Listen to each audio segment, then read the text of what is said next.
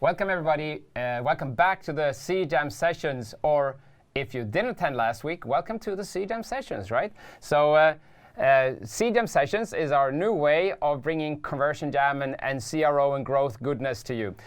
We previously held like a whole IRL event, a full day. So now we've broken that up into 4 different sessions that we're presenting to you over the course of 4 weeks. And this is the second one we're doing. I am John Ekman. I'm the founder of Conversionista. I've been hosting this little thing for a number of years now. Now we're doing it online. So this is a new experience for all of us. Before we kick off today's session, so today's session is going to be about data. And usually when I talk about CRO and growth, I say that there are more or less 3 pillars in your work. The first one being psychology, understanding what happens in the brain of the consumer. Secondly, not just guessing, but actually observing those behaviors with real data. And thirdly, putting all that knowledge into experiments. So psychology, data, experiments. And the last session we did last week was about psychology. What are the changes in consumer behavior? And this session today will focus on the data part. So we got like a data guy here. So why don't you introduce yourself? Daniel, welcome. Yeah, thank you. So I'm Daniel Lundqvist, head of analytics at Conversionista. So I run our analytics team and also work in field with some of our bigger clients. Right. Okay, so you're the data guy. I am. Okay, yeah, so absolutely. You're the man for this job. I hope so. Let's see. Right. That's awesome. So before we kick into the exciting stuff, let's do a bit of the housekeeping. What happened last week, we had a little bit of a problem, a technical problem at the beginning of the stream. So a lot of people actually missed out on the first like 10 minutes or something like that. But don't worry, because everything was recorded and we're releasing a post-conference site on December the 3rd. So if you feel like you want to go back and see what happened there, this will be made available to you on December the 3rd. Make sure you check out the conversionjam.com website then. So sorry about that. Let's hope it doesn't repeat today or any of the upcoming sessions. Secondly, I wanted to talk about also our partner Kameleoon that is here with us today. They are today's partner, and Kameleoon is also doing like a write-up, a recap, a summary of not only of today's session, but for each of the sessions. So one alternative for you that missed out on last week's session is to go to kameleoon.com on their blog section, where you find a complete write-up of what happened last week. So please do that if you feel that you missed out. And they're going to be doing it for all of the sessions. Thank you very much, Kameleoon. And second part about this, housekeeping and tech stuff. What also happened last week was that as we started the session, we got all these emails and DMs and things saying, I can't get in, I can't find the link, etc. And we figured out that probably what happened, because we had the link in the email that we sent out with MailChimp, it got blocked in the spam filters. So we did send out the email, but a lot of people just didn't get it. And now we're trying to solve this situation by sending out an email that doesn't contain any links. So if you think we're stupid and sending out an email where we don't have the link to the conference site, it is actually by purpose. So the day before the session, you get the email that doesn't have any links, that urges you to go to the conversionjam.com website or any of our social media, and then we post there on the day of the event, and that's where the link is to get into this event. So please remember that, tell this to your colleagues and so on, so make sure you can get access to the webinars, the sessions this way. I'm sorry, we can't fix the internet, we can't fix email, we can't fix MailChimp, so we're trying to do the best we can in this situation. All right, and I also want to point out one more thing in Zoom. There's a chat function, there's a Q&A function in the Zoom, which you will see like, at the bottom, the top of the screen, depending on what device you're looking on. The chat is for everything you want to comment, if there's some tech stuff, if John needs to fix his hair or whatever it is, that's the chat. We're also going to be you're also going to have the opportunity to ask questions. Not actually to the speakers, because they're pre-recorded, but Daniel will pick up your questions and try to answer them the best we can. So make sure you get those questions coming. For that, you use the Q&A function in Zoom, chat for everything else, right? And before we dive into the session, the last thing I want to point out, don't go before it ends, because at the end of the session, you'll have the mad conversion scientist Patrick coming back and showing off his latest conversion gadget, his weird invention. So make sure you stay tuned for that one. And with that, I'll end the intro, and I'll hand over to Daniel, who's going to take us through the next section. Daniel, please. Thank you.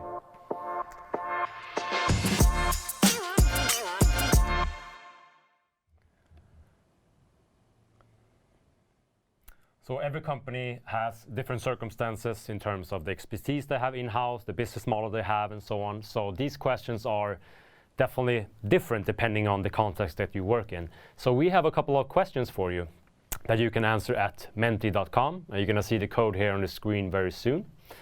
And the first one is, do you think changes due to privacy regulations, such as ITP and phasing out of third-party cookies, will affect your ability in analytics and experimentation moving forward? Right.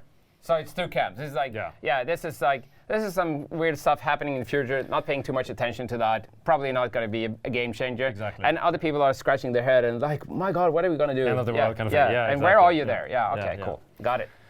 And then we have our second question, which is, have your organization taken any proactive measures to enable analytics and experimentation in the future? All right.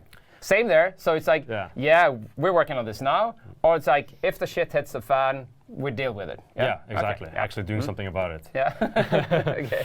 And then a third one. So do you think your organization could gain a competitive advantage by adapting to these restrictions better than your competition? All right. That's actually a very cool question. And I know that Collin is going to talk about that because exactly. It's a little bit seeing like, oh, this is such a big problem. It's going to bring us down as an organization. Or like, bring it on. We'll do our best. If we're better than everybody else at this is going to be a game changer for us. We get ahead of our competition. Exactly. Yeah, okay. Exactly. Okay, that is awesome. And thank you very much. It'll be really interesting to see what people are saying about that. We'll see. Because we're standing here. We have our speakers that came in from Canada, and we think we all have the answers to these questions. But more importantly, what is it that you think about this? That's going to be very interesting to see.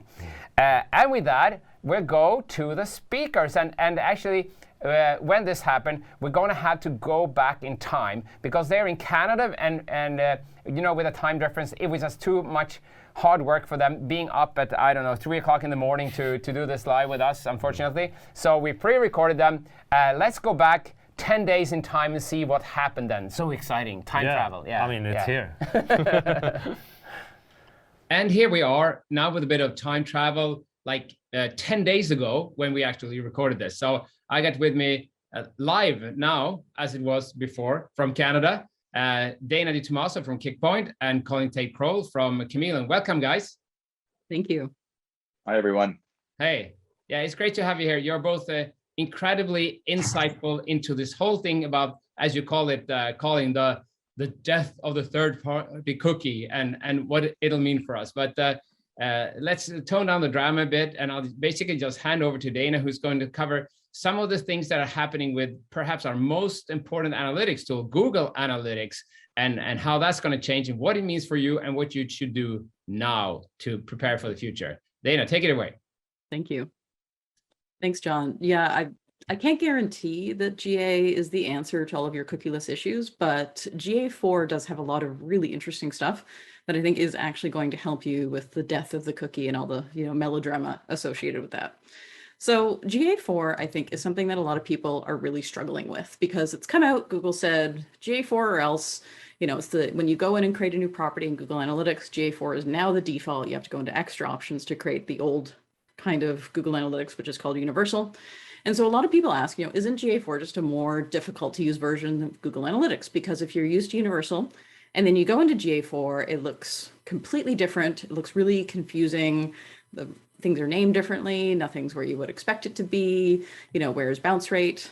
Bounce rate sucks anyway, so I'm glad it's gone. But I think this is a lot of where people are getting stuck. And GA4 does appear to be more technical off the bat. But frankly, I think that I get better data from GA4 than I did from Universal anyway, especially with the level of event tracking that's now available in GA4 compared to Universal. There's just really a ton of improvements. And I don't know that Google has necessarily done the best job of communicating those improvements to everybody, because GA4 really realizes the challenges that privacy has brought to tracking. And is this because they had to update because of privacy, or they were going to make GA4 anyway, and then privacy sort of happened at the same time? Who knows? You know, it could be a little column A, a little column B. But I can tell you that Universal was getting really creaky.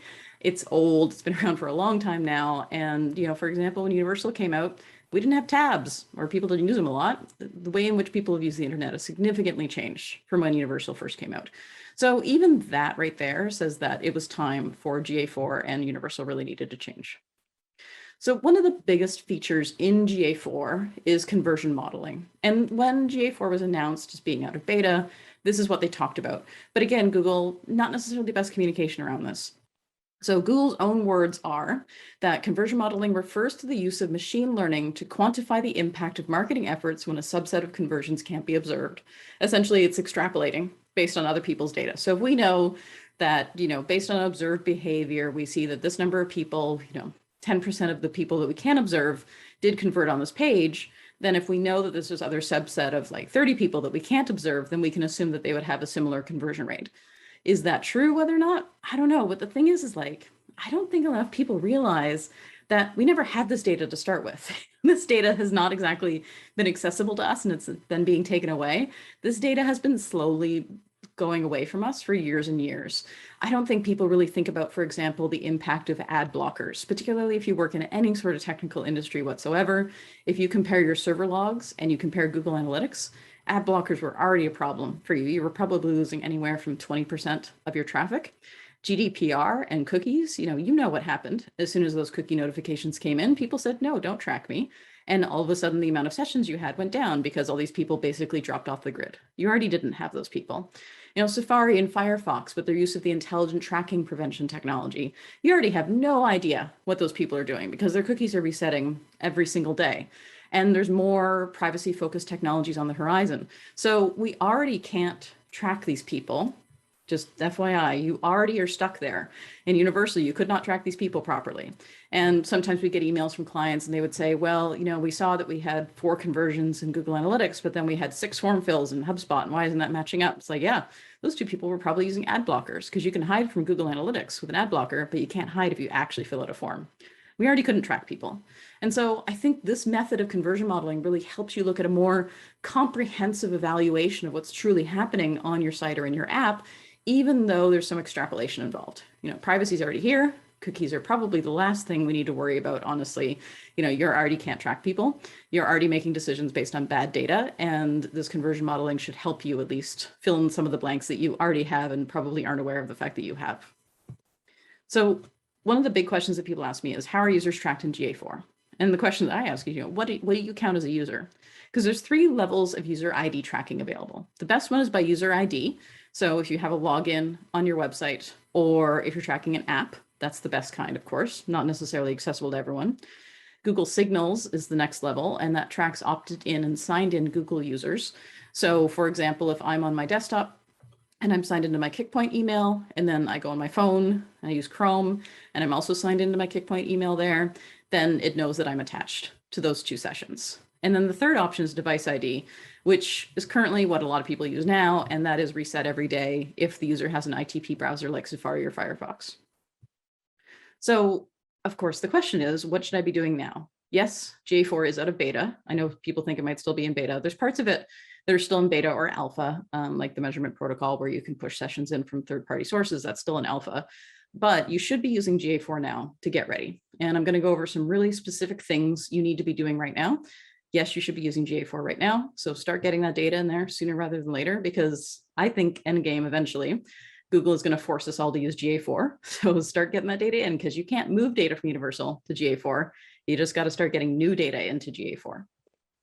So first thing, you need to use Google Tag Manager to what's called double tag to send data to both your current GA Universal property and your new GA4 property. It doesn't slow down anything. I know that's a concern people have, is like, oh, the SEO people are going to get mad at me because of Core Web Vitals if I add these extra properties.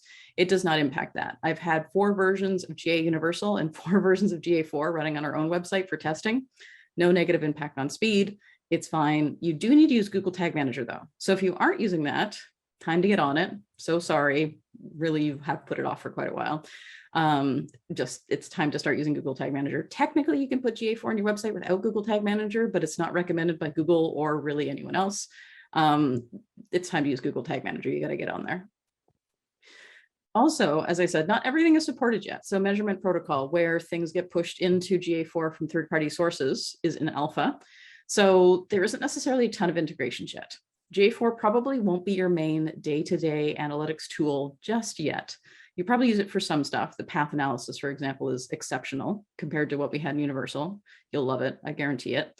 But for example, GA4 doesn't yet integrate with Google Optimize, which seems like a bit of an oversight, probably for, if you're doing any sort of conversion work at all. Hopefully that's going to happen soon. No timeline on that yet. Some other tool providers aren't ready for GA4. So for example, Shopify, Segment, CallRail, bunch of the tools that we use, no GA4 integration as of yet, although Segment is working on one currently. So definitely follow up with your providers and ask them when they're going to be integrating with GA4. So first thing that I think you can do is track more events and track better events. Deeper event tracking is one of my favorite parts of GA4, where I'm tracking so much more stuff now than I was in Universal. So in Universal, we were really limited by these 3 event options. We had the category for the event, we had the action and the label, and that was it. And now in GA4, we have parameters, which we can use for basically anything. And we can have up to 25 parameters per event.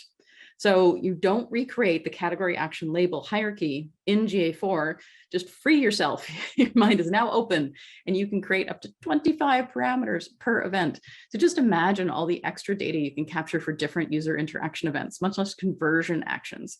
You can capture so much more data than you could before. This is where people are like, oh, I don't like to capture data just because I might need it later. In GA4, yeah, go for it. Capture it if you might need it later. Like, just try stuff out. I think that this is a huge opening of our ability to capture stuff and take advantage of it and capture lots of different things.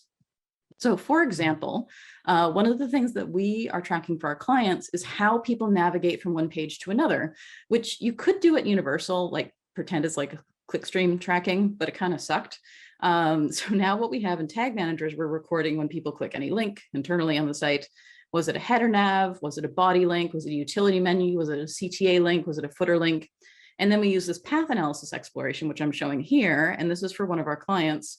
And so what I'm looking at in this example is I'm showing, obviously I had to blank out the client stuff, but this is their homepage. And then I'm saying how many people use Navigator, navigate header, navigate footer, navigate utility. And then they have more options down below, which are also like specific to them. So I had to not show that. But then I can see what pages they go to. So if they click a header link, this is where they're going. And this is the path analysis built into GA4, which is amazing because you can say from this page, show me these events that happened on this page, and then where did they go from there? And this is a level of tracking that previously was really not available to you unless you were doing some pretty in-depth data work. If you were, say, exporting Universal to BigQuery and doing some slicing and dicing there, it's just available now in GA4. And this is really making it so much easier for us to figure out what the heck are people doing when they're on our clients' websites. So other things that we are using event parameters to record, more details about every single event. So for example, if we are testing something, you can typically grab the experimenter variant ID by using JavaScript or by reading cookies, and then you can save that with that event. So every single event you could record whether or not it was part of an experiment, and if so, what was the experiment ID or variant ID or whatever your particular conversion software calls it. I also like to send the Google Tag Manager container ID and version with every event. That way, if an event isn't behaving the way that it should, you can troubleshoot and say, oh, that was version 6. I fixed that in version 7. That's fine that that's broken, for example. You can also record information from form fills. Of course, no PII ever. Don't put any personally identifiable information in events. Google will be very mad at you. But let's say, for example, you have a complex book your service type form.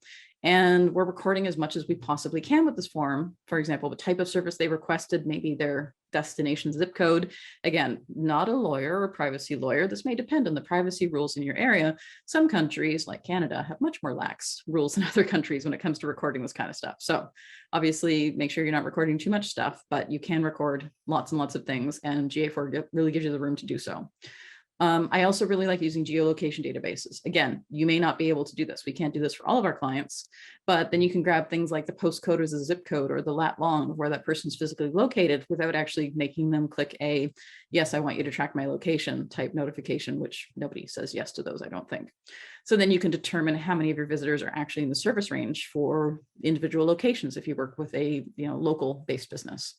So the geodata in GA obviously kind of sucks. So this is supplementing that. And again, all of this is stored in events because 25 parameters per event. You can have up, I think 500 events in total, unique types of events. So you can really, like, the sky's the limit now what you can do. So next major thing you should be doing are user properties. So user properties are events, but for users, and they can be built from just about anything like events. So if a user did something you want to remember, you want to know that they initially came in from this experiment, for example, you tag them with a user property. You can use this to remarket them to later, put them in a segment, compare it. So for example, their subscription level, for example, if you're working with a SaaS business. We also set personas as user properties. So if we know that this person fits the specific persona based on their behavior, then we can tag that persona as part of their user property. And then the third thing are audiences, which are a huge improvement over GA Universal. You can use audiences like how you did in Universal, where it's based on conditions, but now you can set audiences based on complex sets of conditions.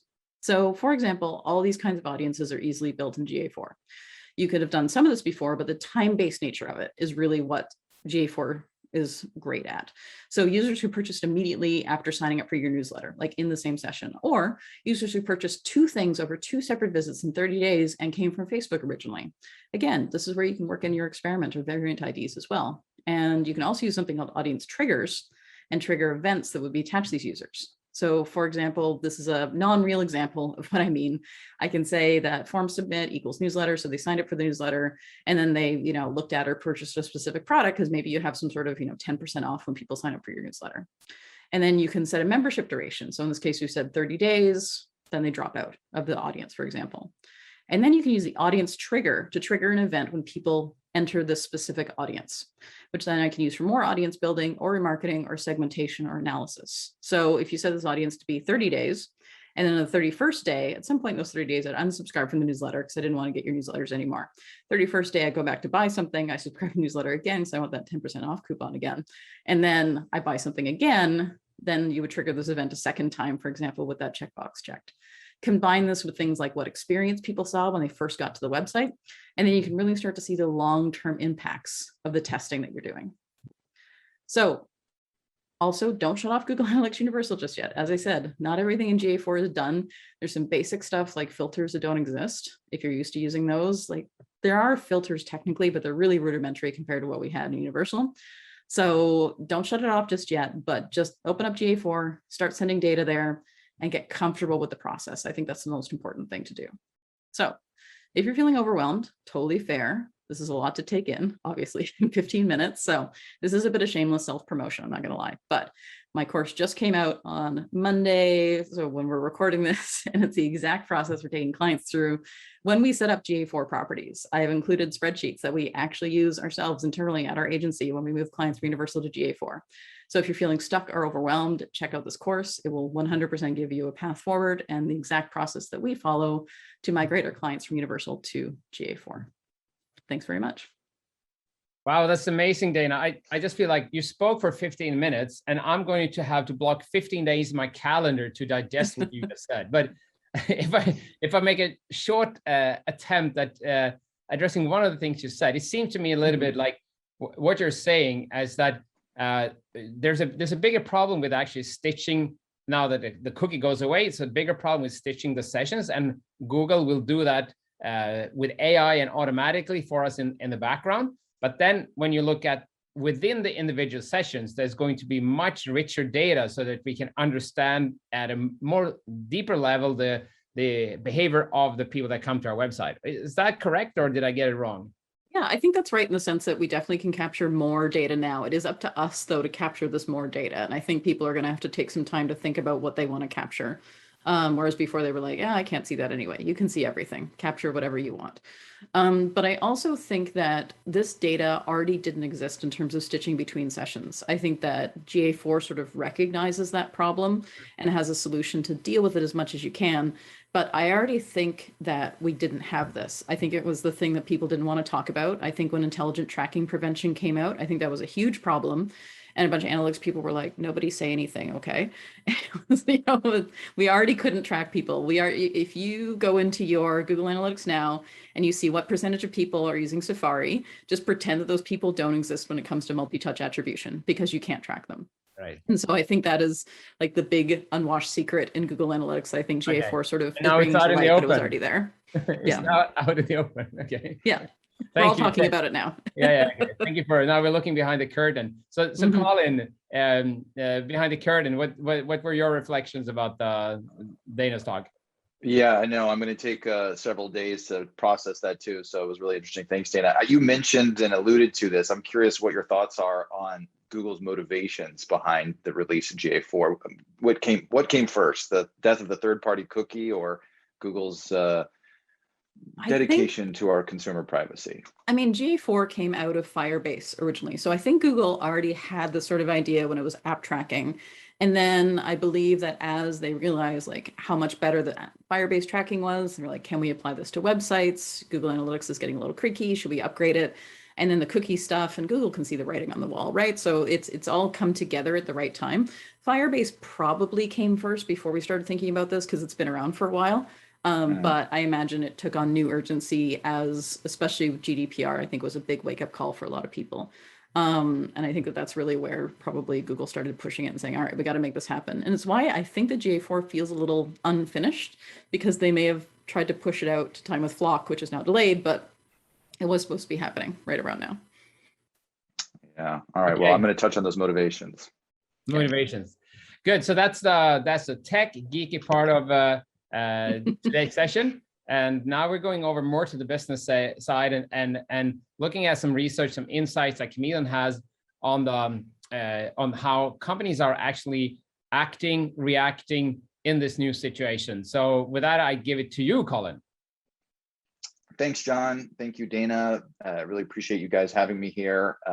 Yeah, you definitely hit the nail on the head. You've got the geek tech side, all of the smart input that you should know about GA4. Certainly it's going to come from Dana.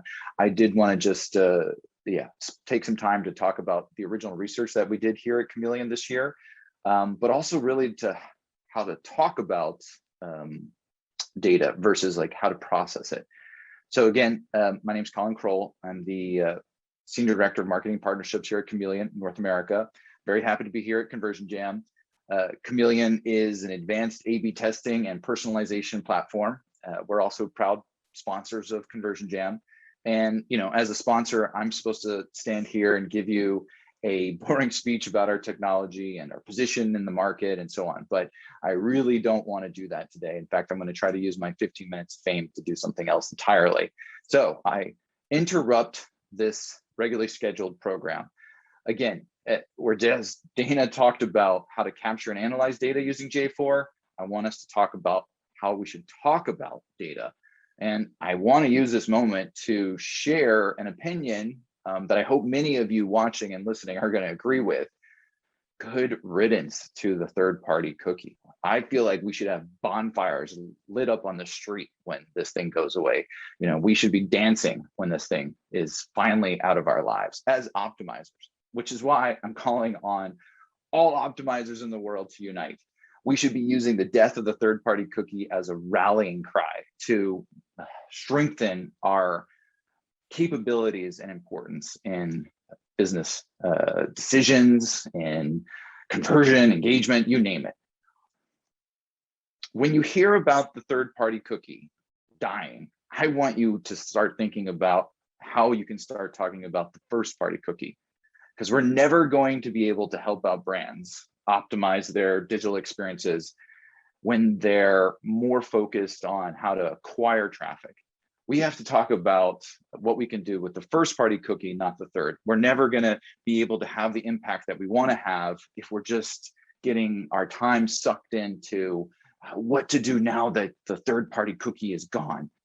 We have to, what I call judo it. We have to take the buzz about the death of the third party cookie and redirect it to the value of the first party cookie. And that's not going to be easy. I'll tell you why. You know this guy? I'm sure you know this guy. What happened in the 80s was amazing. We basically cut, I'm an American, we basically cut income taxes and the tax on corporate gains so that when you make a ton of money, you're going to have less of your income tax on it. You are also going to have less capital gains, right? So the more your stock goes up, the more you're going to be worth. And as a result, the market rewards growth. You may already feel this, you may already even know it, but right now, the market is simply rewarding how big are you, how fast are you. It rewards noise. It doesn't reward retention. It doesn't reward customer lifetime values. And you can see that. I mean, look at the growth of CEO pay and look at the growth of the markets over time. As I say here, it's not that marketers want a shitty digital experience. It's that they just aren't rewarded for creating a better one. And I think it's important that we just stop and understand that acquisition is killing retention. And again, this is why I'm like, let's not focus on the third-party cookie, which helps acquisition. Instead, we should be rejoicing at its death and focusing on the value of retention. Meanwhile, look at us. How many times have you seen this poll come up on your LinkedIn feed? We can't even agree on a name. I swear I see this question mark, this poll, this question happening all and every week. It feels like I see this question come up. And I bet all of you are wondering, I don't know, which one would I pick? Well, so this is just a few days ago. I'm sure it's been updated. Here you go.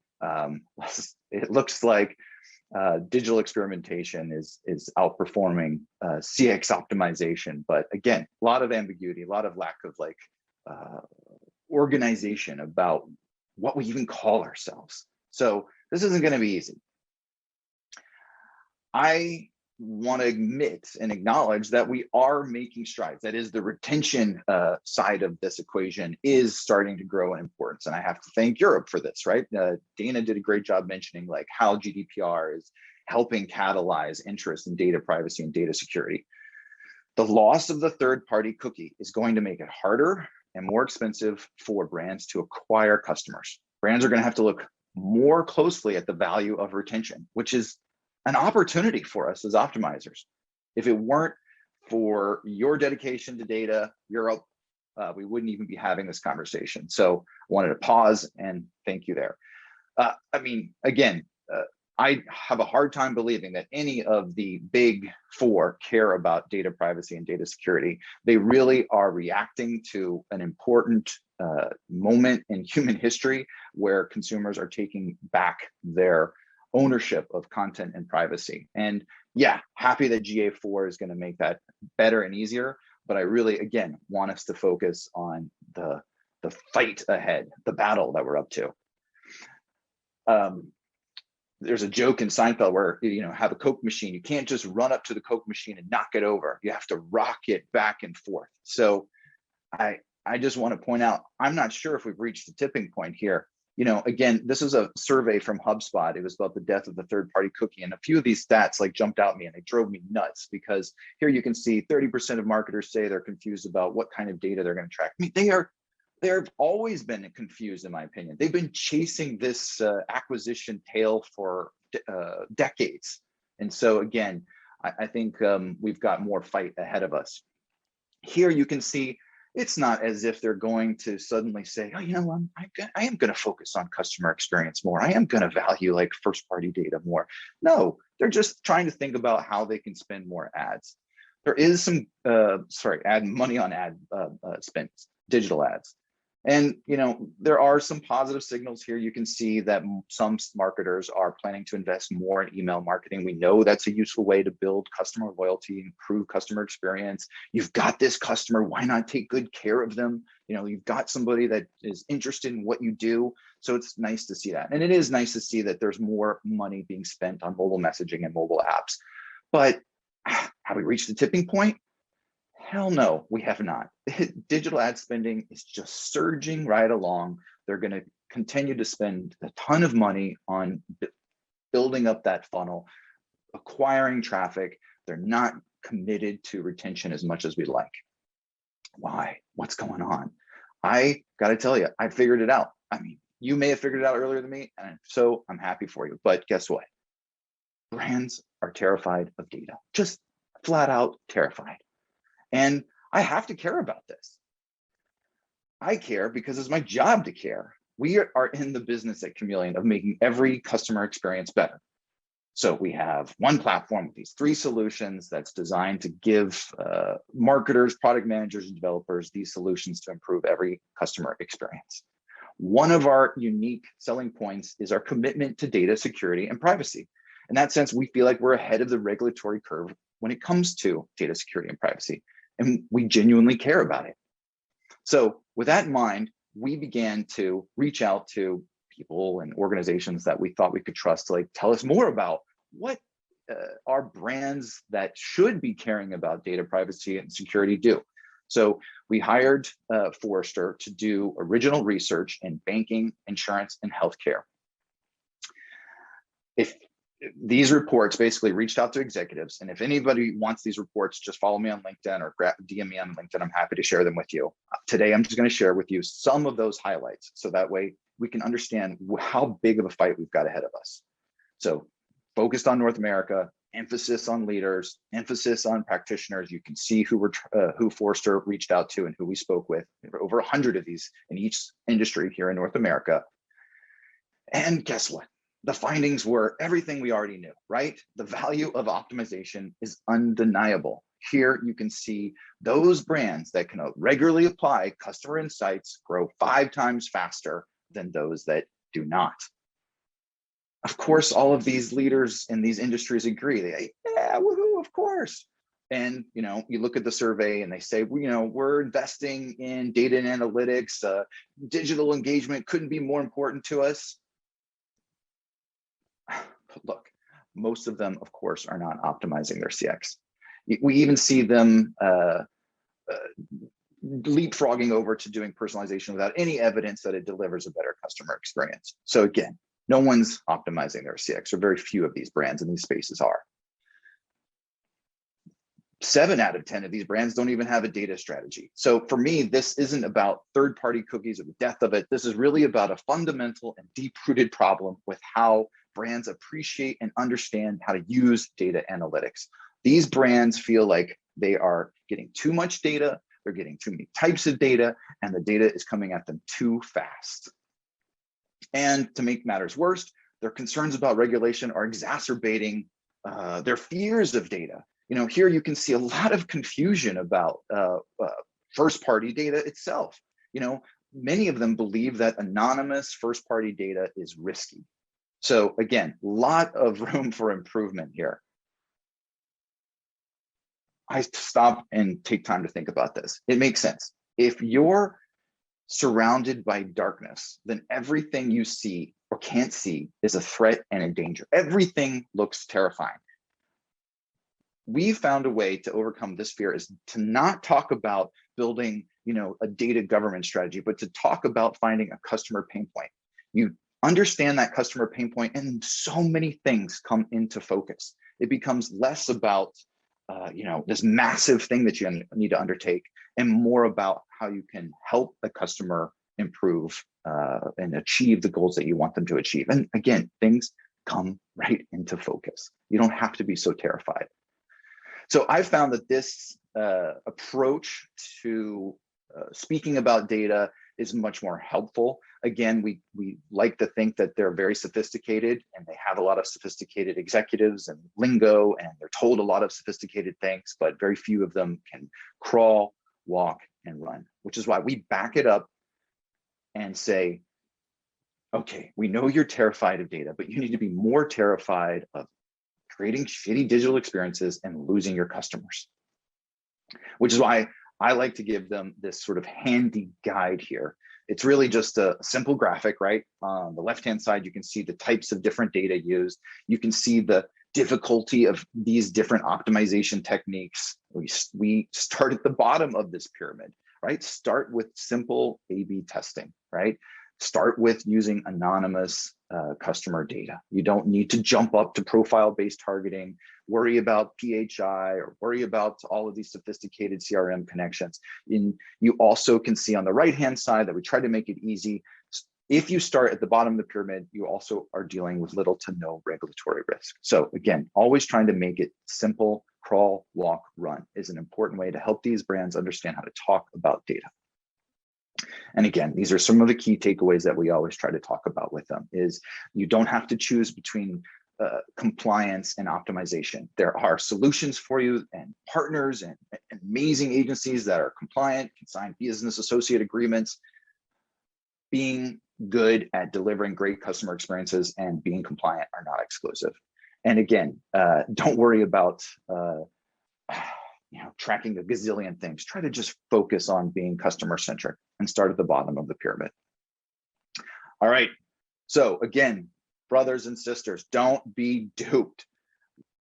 There's going to be a lot of articles, a lot of buzz. Everyone's going to be talking about the third-party cookie. I'm here to tell you, don't talk about the third-party cookie. I want you to talk about the power of the first-party cookie. I want you to focus on the power of being customer-centric and data-driven. The war is still raging, brothers and sisters. Rage, rage, rage. Thank you.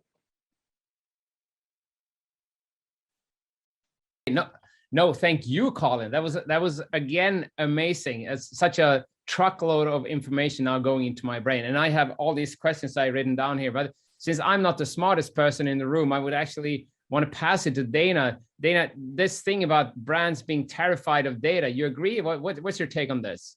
Oh, absolutely. Brands are horrified of data because I think a lot of people operate with the idea that they know the answer to things. They're smart marketers, they're smart, at doing this stuff. And so they just know what people want. And the problem is that the data doesn't always agree with you. And I think often when brands actually look at the data, sometimes the data can tell them that they're wrong, which I think can be really difficult for people, especially if there's a lot of ego built up and, them being right, or, they're worried they'll lose their job because the assumption that they made is incorrect, for example. And so I think brands definitely shy away from this level of data. The amount of tracking that you can do is impressive, but the number of enterprise brands who won't even get, column A to talk to column B when it comes to different sets of data is just wild, for sure. Yeah. So then it seems like, would you both guys agree that what brands are doing now, they want to have these espoused theories. They want to say, yes, we want to be data driven, we want to be customer centric, but we just want to talk about it. And actually we're kind of still happy with the way things used to be, but we'll do the talk, but let's try to put off doing the walk for some time more. Would that be a correct way of putting it?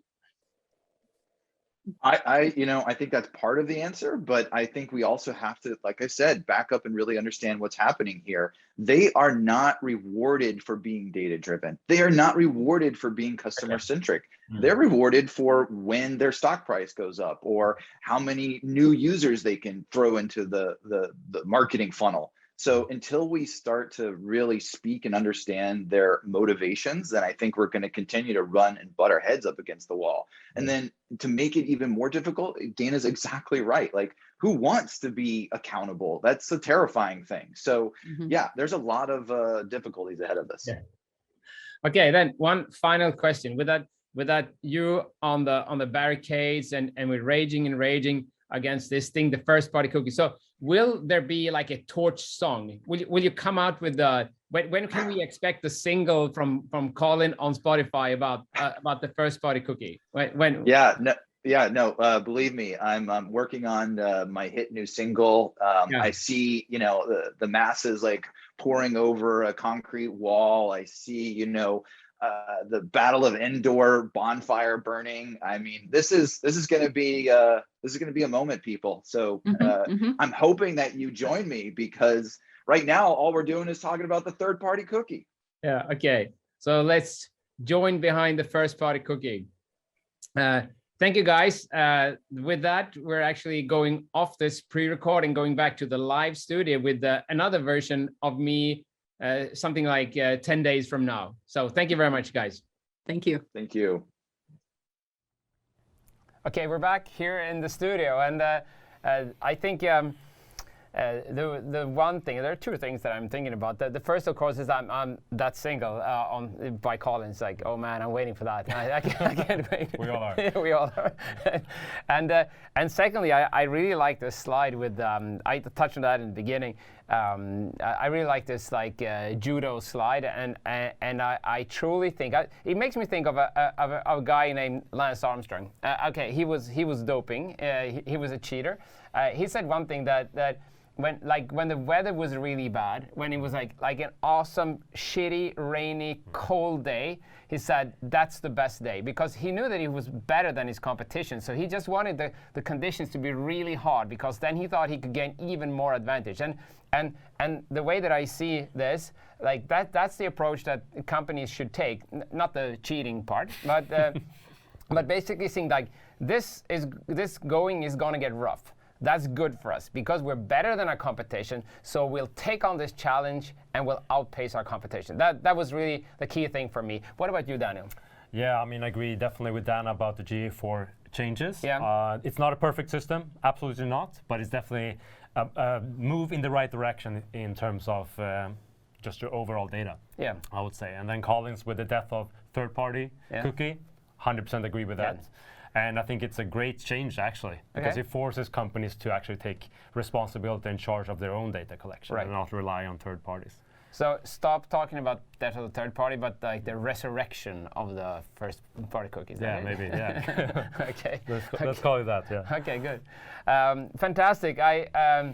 So much valuable stuff there. And as we said, it's going to be available on the post-conference site, and also Collin and his team at Kameleoon, they're going to do a write-up of that, which you'll find up on the Kameleoon blog. Right now, we'll go over to the question that we've been getting from the people that are with us here today. We got a few of them. You can still ask questions. I got my iPad right here, so the questions are coming up live. And the first one from Evelina, she asks, talking about Google Tag Manager, is the server-side version the way to go? Should I prioritize the change to server-side? Daniel, what do you say about that? The easy answer is yes. Yeah, absolutely. Yes. I mean, server-side tracking is the way forward. That's the way you can set a first-party cookie from your own domain, get around ITP, and make sure also that you're getting a lot of other benefits in terms of your data collection, making sure that you have control over the data you're collecting and protecting your users' privacy and all these different things. So you get a lot by making that change from client-side to server-side tracking, really. All right. Yeah. Okay. So So for somebody that doesn't really understand, like, what is the first party cookie, what's the third party cookie? If you explain that shortly, like, what's the difference here? Yeah. So the traditional way is that Google basically sets a cookie on your website through their domain, so from googleanalytics.com, and that is affected by ITP because that is another domain than your domain, right? Yeah. And then the data is sent off to Google. Yeah, directly, exactly. Yeah. But with server-side tracking, what you're doing is that you're kind of creating like a middle point between your website and the endpoint provider that you're using, let's say Google Analytics. Yeah. And you're setting your analytics cookie from your own domain that then Google Analytics is using. And that means that you can actually control all the data that is being sent to Google Analytics because you have a middle point before. Okay. Yeah. And you can do a lot of things with that as well. So basically you can say, like, this little piece of information, we'll keep this to ourselves, and this we can actually send it off to Google because it's going to give us some advantage, but we can basically manage that flow of information. Yeah, that means that you don't just let some script do whatever it wants. You can actually control your own data collection and data distribution as well to different tools and so on, which is a really important thing. Definitely moving forward with the regulations we have in place with GDPR and so on. Right. Okay.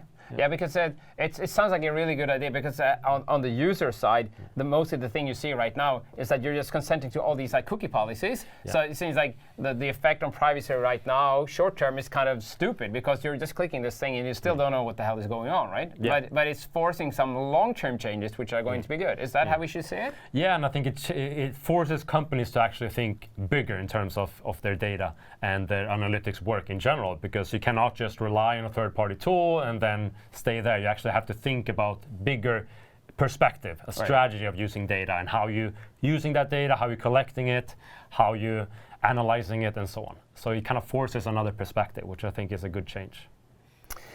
Good. So we got more questions here coming up. So is GA4 the only tool or platform solving this, or is there an alternative to Google?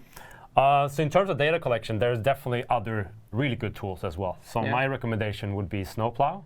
If you don't want to use Google for some reason. Yeah. But that is only for the data collection step, and it's a more sophisticated, more involved way of doing this thing. Right. But it's a great way of collecting data from different digital touch points. Okay. And then you would take that data, and then you would need like an analytics tool. You would need to work with the BigQuery or the BI there's a lot of platforms. that. But there's a lot of different ways of doing that. But you would definitely collect that to some kind of data warehouse potentially, make some kind of data transformations there, and then exposing it to different analytics tools or a BI tool or whatever. Yeah. So something like that. Yeah. But you need more of a normal, traditional data pipeline kind of thing. Yeah. instead. Okay. Do you think Adobe will follow the same approach as GA4 moving forward? That's another question we got from one of the people coming in here. I mean, it's difficult to say, but pretty much all the tools out there are now using an event-driven data model, like GA4 is doing. So Adobe is probably ones who are not doing that in the same way. Okay. So it will be interesting to see. I don't know. We'll see what Adobe is doing, but they're doing a lot of other things that Google has been copying. So it's kind of like this back and forth thing between the tools. So could be. We'll see. We'll see. I'm a little bit curious because one of the things that I picked up, maybe like the Collin part was directed more to me, and the Dana part was directed more with people like you. But that's good. We're both here in the studio, right? Yeah. And some things that really I was thinking about. He said. Collin was talking about the fact that you want to switch the focus from acquisition to retention, and it's going to be harder to track your acquisition because we've been rewarded for doing that. Tracking it was easy, retention was much harder, so then we didn't focus on that. But now the game field changes. But what is it? Let's say we agree with Collin. It's like we are having a board meeting tomorrow, and we should focus on retention. So, and now board is unanimous around this decision, and they come to the head of analytics, Daniel, and say, you now have this directive. So you need, from an analytics and data point of view, need to focus on retention. You need to shift. What do you do? So there's definitely technical aspects, right? But there are also organizational factors. But we start with the technical aspects. First of all, you need consistent user identification over time. So Dana was mentioning user ID and so on. You need that. You cannot rely on cookies for like a long-term retention focus. You need definitely good cookies in a first-party context, but combining that with a user ID functionality. Okay. But then you need to start combining data sources as well. You need probably your CRM combined with your web data. But I think the most challenging part is usually the organizational factors, actually getting the whole company behind an optimization agenda, because it's easier to just focus on acquisition, changing some things on the website. But if you're thinking about retention, you need to optimize the whole customer journey, the whole product or service offering that you have. And that can be quite challenging in terms of getting the whole company to work a certain way. And that takes time as well. So. And one of the things that I'm thinking about is that when you're like acquisition is easy in the fact that you're doing some marketing activity and you're getting a click, you're getting a page view, you're testing some alternative, and then you're getting more clicks, you're getting more page views, and then you can instantly see, okay, yeah, this was 30% better, and so on. Now there's also the time factor. If we are rewarded for short-term uplifts and benefits and so on. It's like we launched this like new retention program, and as it focuses on like 6-month retention, that means like in 6 months we'll have the answer. you can't get the 6-month retention answer now. Right? Yeah, I mean, you use different techniques. So you use cohort analysis and you do all sorts of things like that, right? But that kind of opens up a new world in terms of A/B testing and analysis. I think it's a good complement to the acquisition part, because a lot of times what happens is that companies focus only on the acquisition KPIs, and those could actually undermine the retention KPI, so to speak. So if you have that whole chain, you can actually make sure that you're getting the right customers that have the right type of lifetime value and so on, and not just focusing on getting as many customers as possible. Right.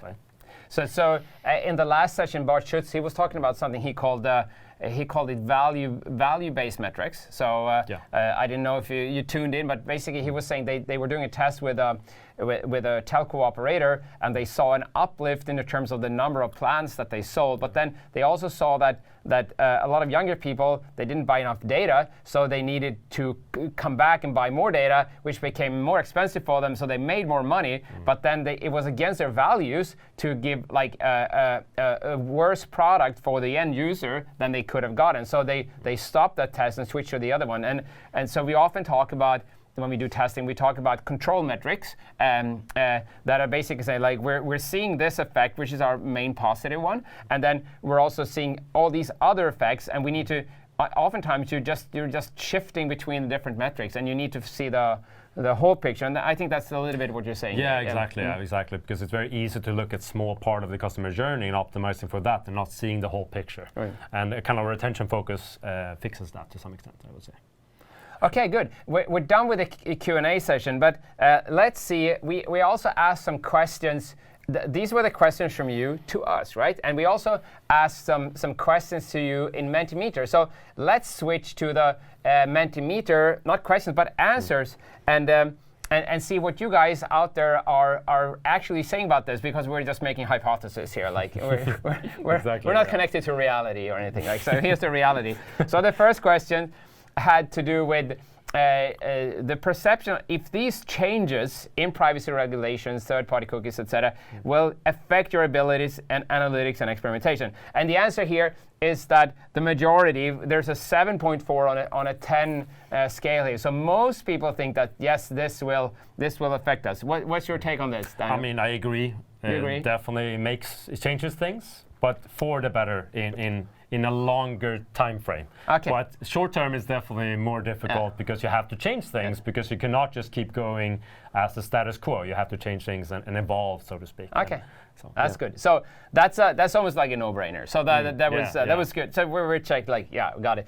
I'm more curious about the next question. Like, have people actually taken proactive measures here or not? Exactly. And I can see the answer now. So it's a big reveal here for all of us. Let's see what it is. Okay.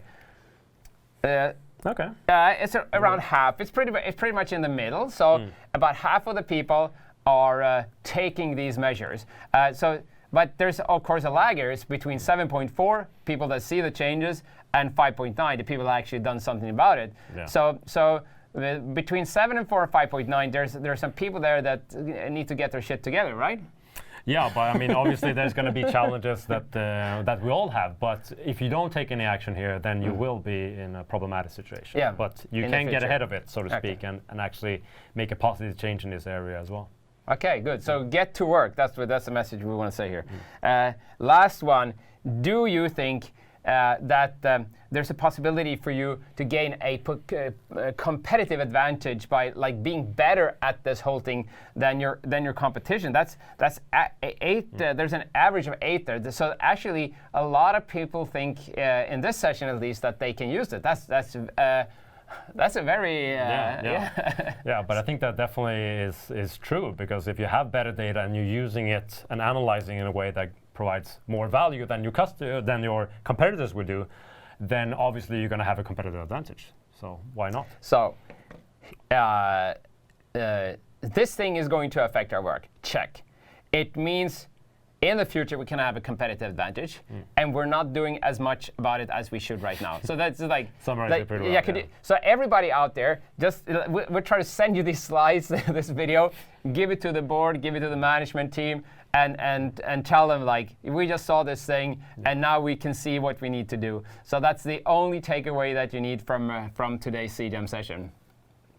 Exactly. Okay. With that, we're finishing off, but not finished right just there, not yet, because as I promised in the beginning, we're going to again revisit the mad conversion scientist Patrick, which we have invited to the studio. So let's go to Patrick and his weird conversion gadgets.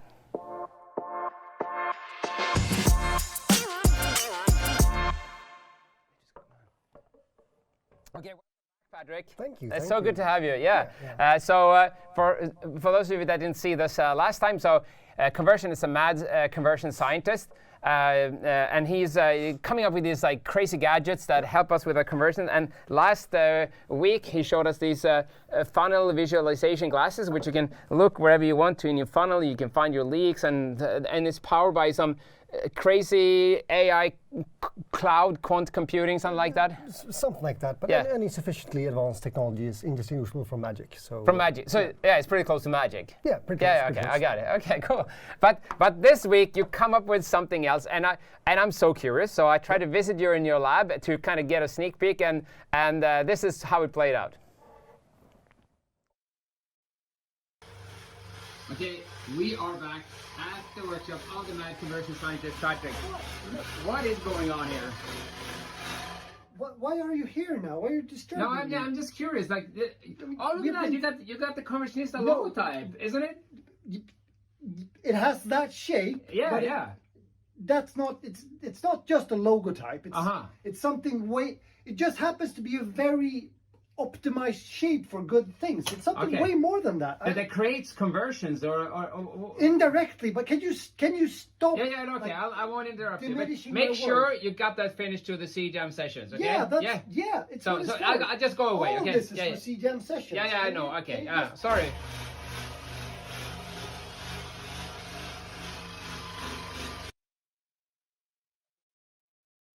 My attempt there to kind of figure out what you were doing, but you're here now. So Yeah. it to me it does look like a conversionista logo, and I like the conversionista logo type, as you can see, because I got it everywhere here in the studio. Yeah, it is a very optimal shape, but yeah. this is actually way more than a Okay, logo type. yeah. I can Tell illustrate us, by yeah.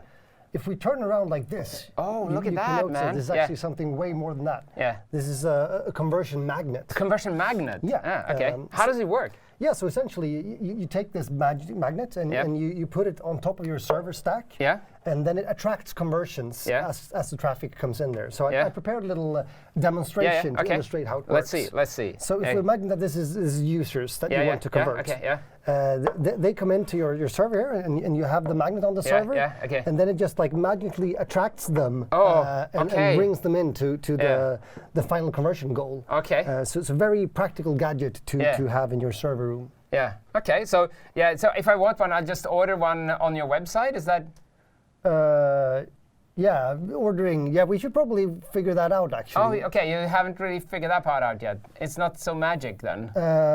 No, maybe we can address that next week. Yeah, we'll do I'll that. come up Okay, with a okay, good okay. solution to Okay. yeah. So with that, Patrick is going to be back next week with his third conversion gadget. Yep. And as we said, at CJAM at conversionjam.com, our email address, or in our social media, please make suggestions for the thing that you would like to see here, either glasses or magnets or whatever it is that you want this guy to do, because then he's going to make it for you. And we'll make this gadget for you. We'll send it to you. You can come to the studio, pick it up, whatever. So that's what we got ahead of us. But right now, I just want to thank you, Patrick. I want to thank you, Daniel, for joining us here today. I want to give a big thank you to our speakers, Dana, and also Collin, who's both a speaker and our partner from Kameleoon.com. As I said, he's going to make a recap of this session and post it on the Kameleoon blog if you want to see it there.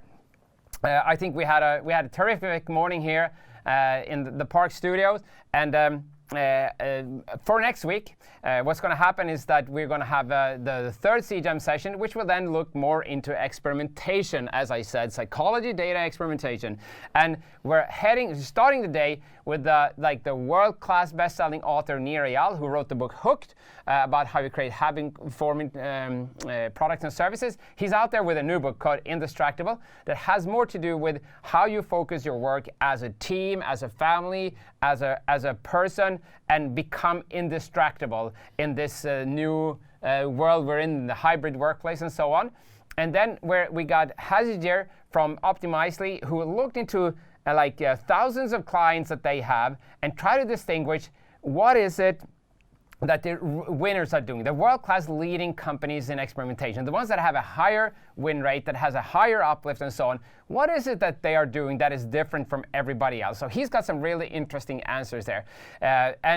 Then finally, we got Martin coming from NetOnNet, who's running like one of the best experimentation programs in Sweden and has been able to grow NetOnNet, gaining a lot of market share during the pandemic. So he must be doing something right. This is going to be super exciting. It's happening on Tuesday next week. So make sure you tune in to that.